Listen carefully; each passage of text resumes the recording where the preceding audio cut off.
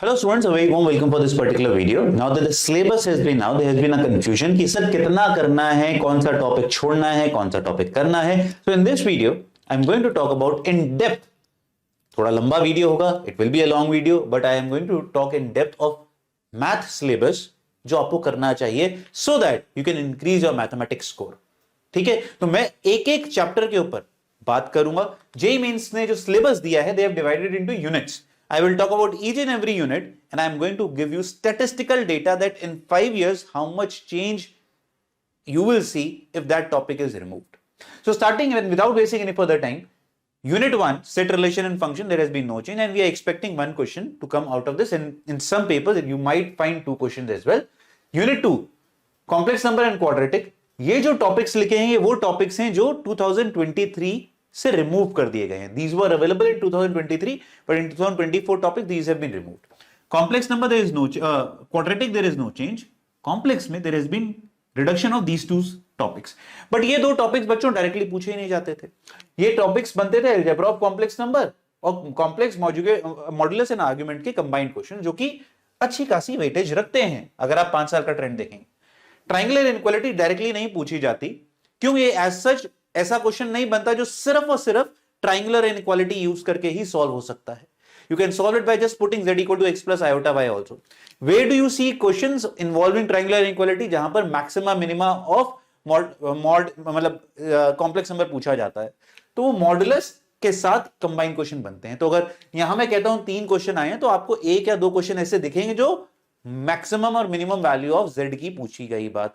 वहां पर triangular inequality, if you guys know, you will be able to solve the question much quickly.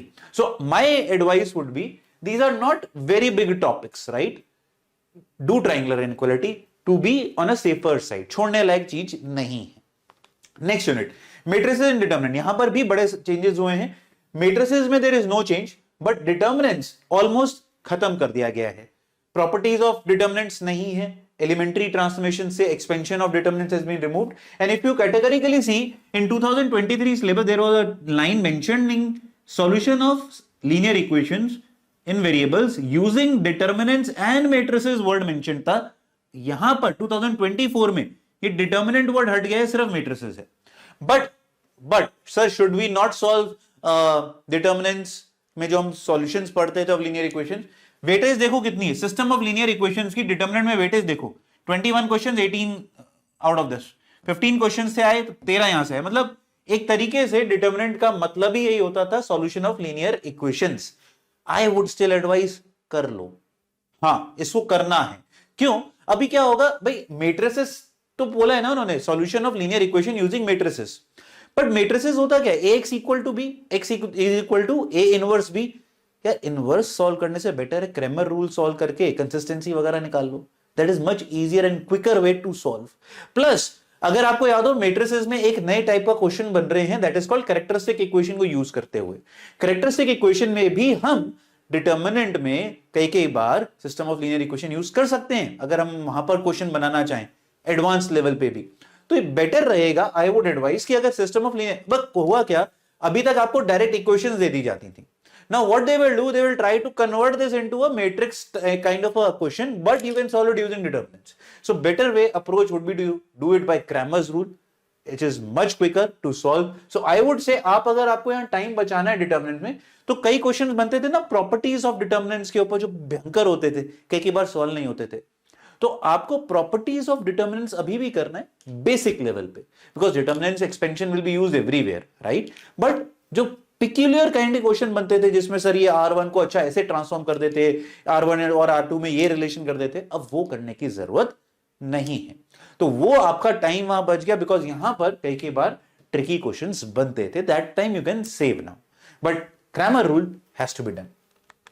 Next, permutation and combination, there has been no change in this unit and I am expecting इसकी weightage बढ़ेगी. हर paper में 2 questions आपको देखने को जरूर मिलेंगे इस शिफ्ट में.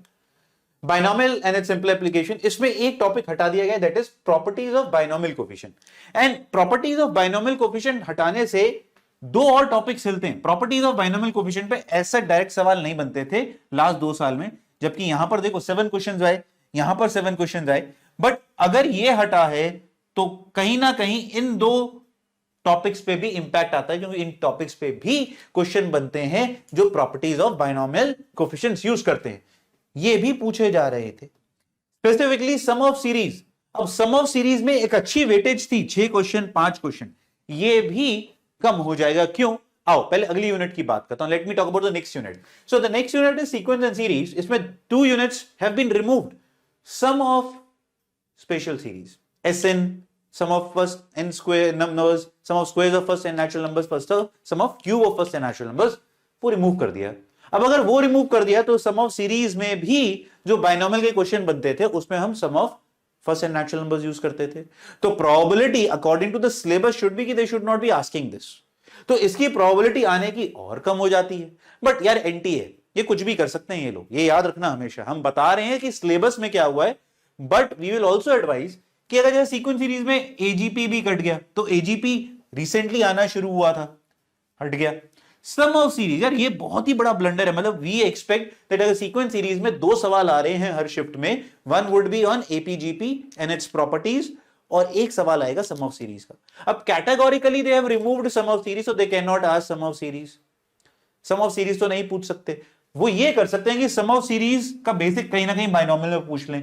तो आई वुड एडवाइज कि जो बेसिक है ना यार, sum of in terms of special series, यार फॉर्मूले तो पता होने चाहिए। मतलब this is basic maths. I am very surprise why they have removed this, ये पता होना चाहिए। टफ क्वेश्चन करने की जरूरत नहीं है, बिकॉज सम ऑफ सीरीज में बहुत भयंकर सवाल बनने लग गए थे, बहुत टफ क्वेश्चंस बनने लग गए थे। You don't have to do too much difficult questions, but you should know the basic of and the formula application of summation n square, summation n cube, ये पता होना चाहिए। तो जब आप बाइनोमियल पढ़ रहे हैं, तो अगर आपके पास टाइम कम है and you want to save time, then you can leave these 3 topics.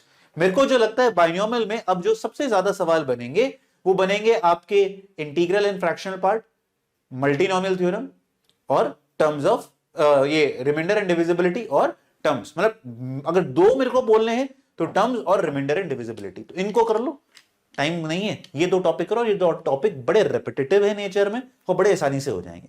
This is how you do smart study, ठीक है। सीक्वेंस सीरीज में एजीपी, कॉमन टर्म, मीन्स, इसके प्रैक्टिस करिए पहले, और सम ऑफ सीरीज के फॉर्मूले याद जरूर कर लीजिए।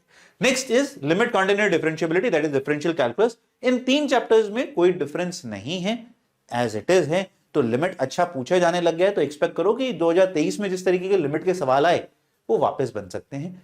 वहां पर भी एक कंटेंशन है कि वहां पर भी सम ऑफ सीरीज यूज होता है कई कई सवालों में, इसलिए कह रहा हूं सम ऑफ सीरीज का बेसिक जरूर कर लेना, ठीक है। Specially sum of n terms, वो तो आप कह सकते हैं कि सर वो तो हम नॉर्मल एपी को यूज करके भी बना सकते थे, तो वो सवाल तो वो पूछ लेंगे। अब आप बेसिक आता होगा तो जल्दी क्वेश्चन सॉल्व हो जाएगा। But if I talk about same unit, differential calculus, application of derivatives, 2 chapters have been removed, mean value theorem and tangent and normal. Again a big blunder, या टेंजेंट नॉर्मल क्यों उठा रहा है, और tangent and normal they have removed from entire math curriculum. Coordinate geometry से भी हटा दिया उन्होंने, अभी मैं दिखाऊंगा आगे। मीन वैल्यू थ्योरम तो वैसे भी सवाल नहीं आ रहे थे, और टेंजेंट नॉर्मल की over a period of time weightage कम ही हो रही थी। अगर आप नोटिस करो ट्रेंड 9, 10, 9, 7, 5, सो 2019 से पहले ये मोस्ट इंपॉर्टेंट चैप्टर होता था। अब जो हम देख रहे हैं वेटेज बढ़ रही है, मैक्सिमा मिनिमा और मोनोटोनिसिटी की तरफ सवाल ज्यादा देखने को मिल रहे हैं। देखो आप, मोनोटोनिसिटी 2023 में कम आया, बट यहां देखो 2022 में, 2022 में एप्लीकेशन ऑफ डेरिवेटिव बहुत ही ज्यादा पूछा गया था, 38। सो वी आर एक्सपेक्टिंग कि अब टेंजेंट एंड नॉर्मल का डायरेक्ट सवाल तो आएगा ही नहीं, तो दैट मींस मोनोटोनिसिटी और मैक्सिमा मिनिमा ही चैप्टर्स रह गए आपके पास करने के लिए। तो ये टाइम कंज्यूमिंग भी हैं और डिफिकल्ट भी हैं, ये याद रखिएगा। Solve PYQ to get a better idea. Next is integral calculus. Integral calculus has 2 chapters, indefinite and definite integration. Indefinite में there is no reduction, definite में एक topic definite as a limit of sum has been removed. Obvious ही बात थी, क्योंकि ये सारा का सारा topic was based on summation of series, क्योंकि इसमें जो पहला कंपोनेंट बनता था वो बनता था सीक्वेंस सीरीज में जो सम ऑफ सीरीज बनती है उसका, वो हटा दिया, तो ये हटना भी बनता ही बनता था। अब इसके अगर हम सवाल देखते हैं तो लेटली वेटेज इसकी भी कम हो रही है। लास्ट 3 ईयर का ट्रेंड देखो, 742 ये खत्म है। तो मेरे को लगता है ये सवाल तो वो नहीं पूछने वाले। So this is actually taken out, so you can save your time by not doing this, ये हटा ही दो। ये नहीं करने की जरूरत, मेरे को नहीं लगता वो इससे डायरेक्ट सवाल यहां पूछेंगे। उनके पास डेफिनेटली ऑलरेडी बहुत कुछ है आपके पास पूछने के लिए, but always be ready for a gamble, because देखो कहीं भी नहीं लिखा इनइक्वालिटीज, प्रॉपर्टीज यूजिंग इनइक्वालिटीज, ये पूछ लेते हैं बीच बीच में। अब मेंशन तो नहीं करा प्रॉपर्टीज ऑफ पीरियोडिक फंक्शंस, वो बीच बीच में पूछ लेते हैं, बट 2023 में आपको दिखेगा they have stick to what they wanted to ask. 13 सवाल सारे के सारे प्रॉपर्टी। सो अगर कुछ करना है तो यार प्रॉपर्टीज ही सबसे इंपॉर्टेंट टॉपिक बन जाता है, ठीक है। पर इस पे भी चैप्टर में डिफिकल्ट सवाल बन रहे हैं, तो आपको प्रैक्टिस जम के करनी पड़ेगी। But the good point is definite as a limit of sum अलग से दिख जाता है, तो कंफ्यूजन नहीं है, बस इसके टॉपिक्स हटा दो, ठीक है। नेक्स्ट डिफरेंशियल इक्वेशन, इसमें एक ही टॉपिक हटा है, फॉर्मेशन ऑफ डिफरेंशियल इक्वेशन, जो कि बहुत बड़ा टॉपिक नहीं था। आई don't know why they have removed it for that matter, but ठीक है, कई बार कंफ्यूजन होती थी, वेटेज भी ज्यादा नहीं थी, हटा दिया। Note again, they do not mention exact form in the syllabus, but we do get questions on exact form repetitively. देख रहे हो आप, 2, 1, 5, 4, 1 के आते ही आते हैं, और ऐसा नहीं कि exact form से यूज होते हैं questions, you can solve it by different methods also, but people who know exact form, they get the advantage that they can solve the question in much less time. आते हैं सबसे बड़ी unit पे, जिसपे सबसे बड़ा बवाल मचा हुआ है, दैट इज कोऑर्डिनेट ज्योमेट्री, और इसमें बहुत चेंजेस हैं यार। मतलब ये अगर अभी तो ये समझ में नहीं आ रहा है कि कोऑर्डिनेट ज्योमेट्री का सवाल बनेगा कैसे। स्ट्रेट लाइन में ट्रांसलेशन ऑफ एक्सेस हटाया है, they have removed this, they have removed angle bisector, they have removed family of line, these are the things which have been removed. Angle bisector पे ज्यादा सवाल तो वैसे भी नहीं आते थे, but I would advise it is better to do, या सिंपल फॉर्मूला है, फॉर्मूला कर लो। क्यों? वो एंगल बाइसेक्टर अभी भी पूछ सकते हैं, बिकॉज एंगल बिटवीन लाइंस तो है ना। एंगल बाइसेक्टर का फॉर्मूला आता कहां से भाई? एंगल बिटवीन टू लाइंस, और एक लाइन और है मान लो, तो tan थीटा क्या करोगे आप? Mod of m1 minus m2 upon 1 plus m1 m2, उससे एंगल बाइसेक्टर का फॉर्मूला निकलता है, वो डायरेक्ट कर लो। वो पूछ सकते हैं अभी भी without using the word angle bisector, because you can solve it by using this, so better to do the formula. Concurrency and family of lines एक कंबाइंड टॉपिक होता था, तो कंकरेंसी तो है यार, फैमिली ऑफ लाइंस हटा दिया उन्होंने, जबकि वेटेज काफी कम हो गई है इस टॉपिक की। अगर आप देखो तो ट्रेंड बोल ही रहा था कि यार ये पूछेंगे नहीं, उन्होंने बस वही हटा दिया। But again it is not a very big topic. Family of line क्या है? L1 प्लस लैम्डा L2, तो यार उसके बेसिक 4-5 सवाल करने में ना कुछ घिस नहीं जाएगा तुम्हारा। तो मेरे हिसाब से स्ट्रेट लाइन में बहुत ज्यादा कुछ हटा नहीं है। मेजर अभी भी इसमें रहेगा आपका जो कोऑर्डिनेट सिस्टम होता है ना, बेसिक ट्राइंगल के 4 ऑर्थो सेंटर, सरकम सेंटर, इन सेंटर, इनके ऊपर जो सवाल बनते हैं वो बनेंगे ही बनेंगे, और स्ट्रेट लाइन का सिंपल एक एप्लीकेशन का सवाल बनेगा ही बनेगा। Circle is where a lot of changes are expected।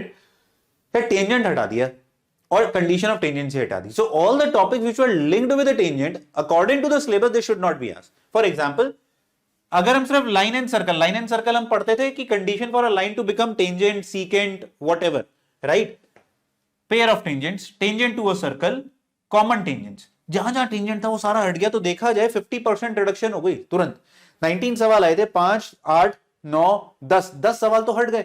यहां देखो 24 में 4, 5, 7, 10, 10 सवाल हट गए, तो बहुत रिडक्शन हो रही है।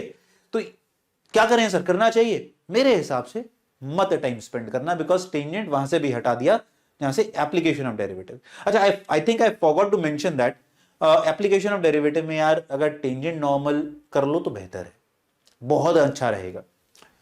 बेसिक, ज्यादा डेप्थ में नहीं।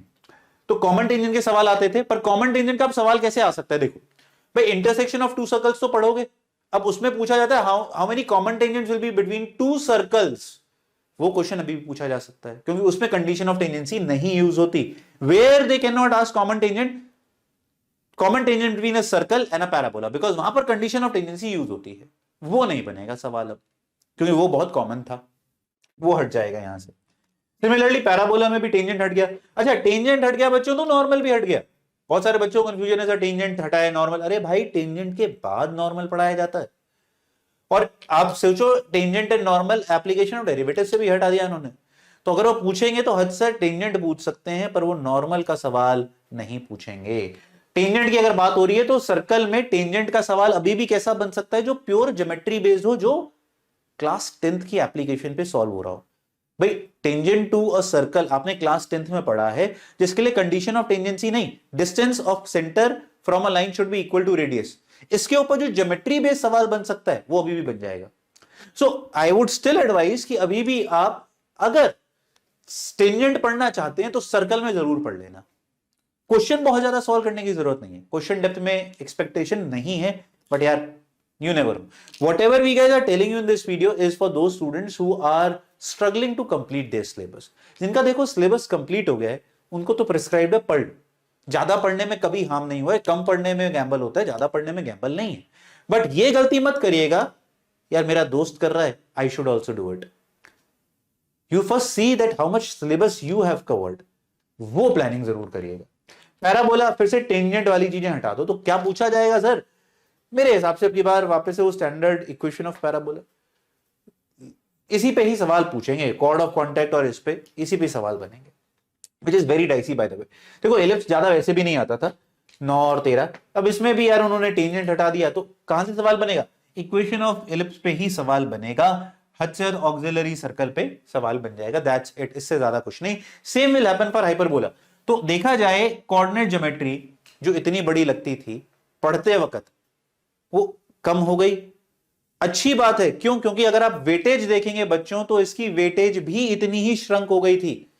आपके पास straight line, circle, parabola, ellipse, hyperbola 5 बड़े चैप्टर्स होते थे जिनकी वेटेज शायद मर के 15% भी नहीं बनती थी। It was not advisable to spend so much time. अब आपको उन्होंने बोल ही दिया भाई इतना मत पढ़िए इसको, सो save time and spend it on calculus and algebra. Next unit जिसपे सबसे बड़ा इंपैक्ट आया, 3 डायमेंशनल ज्योमेट्री। 3 डायमेंशनल ज्योमेट्री में जहां जहां प्लेन होता था, समझ गए, दे हैव रिमूव्ड इट। अच्छी बात या बुरी बात ये आप डिसाइड करो, because almost 60% of the questions used to come from this, 55 to 60। अभी इस साल कम दिख रहा है, कई बार यहां देखो, यहां देखो 50% क्वेश्चन तो यार प्लेन पे ही आते थे। तो इसका मतलब if questions were let's say 3 question अगर वेक्टर 3D पे आ रहे थे तो अब 2 ही आएंगे, क्यों? एक प्लेन का क्वेश्चन हट गया, एक लाइन का आएगा, एक और या फिर आपसे कोसाइन डायरेक्शन कोसाइन का क्वेश्चन पूछ लेंगे। तो लाइन एंड प्लेन और प्लेन एंड स्पेस ये टाइम कंज्यूमिंग भी बहुत होते थे और इन्हीं के ऊपर क्वेश्चन टफ भी बनते थे। तो ये अब आपको पढ़ने की जरूरत नहीं है, this is something which you can leave out while preparing, ये नहीं पूछेंगे, अब प्लेन हटा दिया। सिमिलरली वेक्टर अलजेब्रा में ट्रिपल प्रोडक्ट हटा दिया है। वो क्यों हटाया? Most of the plane that you used to study वो यूज होता था स्केलर ट्रिपल प्रोडक्ट। जितने भी हम डिफरेंट फॉर्म ऑफ प्लेन्स करते थे उसका बेसिस क्या रहता था यार? उनका एसटीपी 0 होना चाहिए। तो यार एसटीपी भी नहीं पढ़ा सकते अब, तो प्लेन हटा दिया and vice versa. But I would advise इनका बेसिक कर लीजिएगा। क्यों? अब A cross B cross C vector triple product, but vector triple product can be solved by using 2 vectors at a time. आप A क्रॉस B को you can assume a different vector R, the question reduces to R cross C. Now something must be given to simplify A cross B in the question, वो दे देंगे। आपको लगेगा ये तो vector triple product है sir, ये पूछना नहीं चाहिए था, but according to the question you can solve it with the help of R cross C also, and if you know the formula of vector triple product you will be able to solve it again in less time. So that is why बहुत ज्यादा depth में properties में मत घुसिएगा। जैसे STP की बहुत properties होती हैं, not this property. Vector triple product की इतनी प्रॉपर्टीज नहीं होती है, बट क्वेश्चन अच्छे बनते हैं। तो बेसिक जरूर कर लो, बेसिक करने में 1 घंटे से ज्यादा नहीं लगेगा। That could be productive if a paper में इस तरीके के सवाल आ गए। बट देखा जाए तो कुछ बचा नहीं, मतलब इन 2 यूनिट में जो मेहनत लगती थी वो कम कर दी, और वेटेज मुझे लगता है अभी भी ऑलमोस्ट 5 क्वेश्चन बने थे on an average in 2023। I am expecting still 4 questions to come from this unit. तो बहुत इंपॉर्टेंट यूनिट बन गई। अब तो ये क्या हो गया? लो इनपुट हाई आउटपुट में कन्वर्ट हो गया। ठीक है, चलिए स्टैट्स एंड प्रोबेबिलिटी। स्टैटिस्टिक्स में नो चेंज, प्रोबेबिलिटी में Bernoulli trials and binomial distribution, that means where the output was yes और नो, और उसमें एनसीआर मतलब बायनॉमियल परम्यूटेशन यूज होता था, वो हटा दिया। आइडियली ये बच्चों के पॉइंट ऑफ व्यू से स्कोरिंग अपॉर्चुनिटी थी, क्योंकि यहां पर आसान और एक रिपीटेटिव पैटर्न के क्वेश्चंस बनते थे। मतलब we could have covered this in half an hour और 100% होता था अगर इसका सवाल आया तो क्वेश्चन सॉल्व होगा, वो उन्होंने हटा दिया। वेटेज देखोगे 3, 1, 2, 7, 3 ये आ रहा था, ऐसा नहीं है नहीं आ रहा था, बट बहुत बड़ा चेंज भी नहीं है। तो आई एम एक्सपेक्टिंग कि जो इसके सवाल यहां थे ना, वो आप मान के चलो अब बेस में और इंडिपेंडेंट इवेंट्स के क्वेश्चन में स्प्लिट हो जाएगा। जो यहां सवाल आ रहे थे, वेटेज प्रोबेबिलिटी की सेम रहने वाली है। इनपुट की अगर बात करें तो बहुत ज्यादा चेंज नहीं है, छोड़ सकते हो, इसको पढ़ने की जरूरत नहीं है मगर वो नहीं पूछ रहा है तो ठीक है। ट्रिग्नोमेट्री में बच्चों ट्रिग्नोमेट्रिक इक्वेशन हटा दिया, ट्रिग्नोमेट्रिक रेशियोज बचा। पहले ही वेटेज बहुत कम थी तो उन्होंने कहा जिनकी वेटेज कम है उनका इनपुट भी कम कर दो। देखा जाए तो थॉट अच्छा है, क्वेश्चन ज्यादा नहीं आ रहे हैं अगर आप देखोगे तो। ये मैंने क्या लिखा है, ट्रिग्नोमेट्रिक इक्वेशन, 5 सवाल आए, यहां पर अच्छी वेटेज थी, 12 सवाल आए थे और 10 सवाल आए थे। बट मैं एडवाइस करूंगा इसको कंप्लीटली मत छोड़िएगा, do the basic formulas. Sine theta is equal to sine alpha कैसे सॉल्व होता है, उसका फॉर्मुला होता है, ऐसी कॉस का ऐसी टेन का, बेसिक फॉर्मुला। और अगर आप 3 क्वेश्चंस भी इनकी एप्लीकेशन के कर लो, more than sufficient, because you never know when they can ask despite not saying this in syllabus. वो मैं प्रूव करूंगा अभी। हाइट एंड डिस्टेंस भी हट गया। अब जो चैप्टर्स हैं बच्चों जो डिलीट हुए वो थे मैथमेटिकल रीजनिंग और हाइट एंड डिस्टेंस। रीजनिंग हर पेपर में एक सवाल था तो उसकी भरपाई must be done by some other chapter. So reasoning तो करने का कोई सेंस ही नहीं है in a way, but it was not even asking for any input, बहुत आसान चैप्टर होता था। Height and distances, I don't know why you guys always had a crush towards this, but ये भी अब हट गया। तो आपको 2-7, वैसे भी वेटेज ज्यादा नहीं थी, अगर आप वेटेज पॉइंट ऑफ व्यू से देखोगे ज्यादा नहीं है। I don't know why no everybody was कि यार हाइट एंड डिस्टेंस कर लो, हाइट एंड डिस्टेंस कर लो, वेटेज ही नहीं है बच्चों, वेटेज ही नहीं है उसकी। बट मैथमेटिकल रीजनिंग कर दिया। अच्छा, अनोमली की बात कर रहा था, अनोमली क्या है, देखो solution of triangle is not mention, in fact JEE advance से भी हट गया। बट 7 सवाल आए 2023 में, एक क्वेश्चन आया 2022 में, 2021 में 4। तो यार एनटी है ना, कभी भी कुछ भी कर सकता है, मतलब पता नहीं होता कि पेपर का प्रॉब्लम क्या है, उनका प्रॉब्लम क्या है। They have to create so many questions, या 24 पेपर होते हैं, 24 या 26 एक साल में, and 30 question, so they have to create a lot of questions in repository. तो कहीं ना कहीं रैंडमनेस तो होगी। But I am not here to say that then you should start working on solution of triangle और deleted chapters. No, these chapters are only for those students who are already done with their syllabus. Be very honest बच्चों, आप अभी कहां stand करते हैं? आपका अभी शायद जो रिड्यूस सिलेबस है उसका भी 70% नहीं हुआ है। तो first try to pick up from the reduce syllabus. Once you finish that, maybe जनवरी में मान लीजिए सवाल आ भी गया, if a question comes from this in January and you are not prepared, don't create panic. You still have time for April attempt. आप पर पहले जनवरी तक जो रिड्यूस सिलेबस है यार उसको तो 80-90% अचीव करने की कोशिश करो, which you can do very well now because the syllabus to some extent has reduced, I should say effectively by 20-25%. बड़े बड़े चैप्टर्स में कई कई जगहों पे बड़ा रिडक्शन हुआ है, ठीक है। तो पहले उसको कर लो, उसके बाद रिमेनिंग को कर लेना, क्योंकि कंपटीशन में बहुत सारे बच्चे अभी भी ऐसे हैं जो सिर्फ इस कंफ्यूजन में मर जाएंगे। मैंने बोल दिया, स्पेसिफाई कर दिया, वो फिर भी नहीं सुनेंगे और फिर भी रैंडम काम करेंगे। तो इसीलिए आप समझदार बनिए, become intelligent, be smart and be focused and plan according to the video, this particular video, the math syllabus. And if you are confuse about कि सर मैथ्स में कितना कहां तक करना है, you always know Math&Go Crash Course is one of the best platform to come and study without thinking about how much and where to study. तो अगर आपको कंफ्यूजन है, मैथ का क्रैश कोर्स ज्वाइन कर लो। नहीं है तो मैंने अब आपको प्लानिंग पूरी दे दी है जिसके बेसिस पे हम काम कर रहे हैं, वो आप अपने एंड पे पूरी कर लो, ठीक है। पर नंबर बनाने क्या काम करना है सब कमेंट करेंगे, पेपर फोड़ना है। God bless, keep working hard.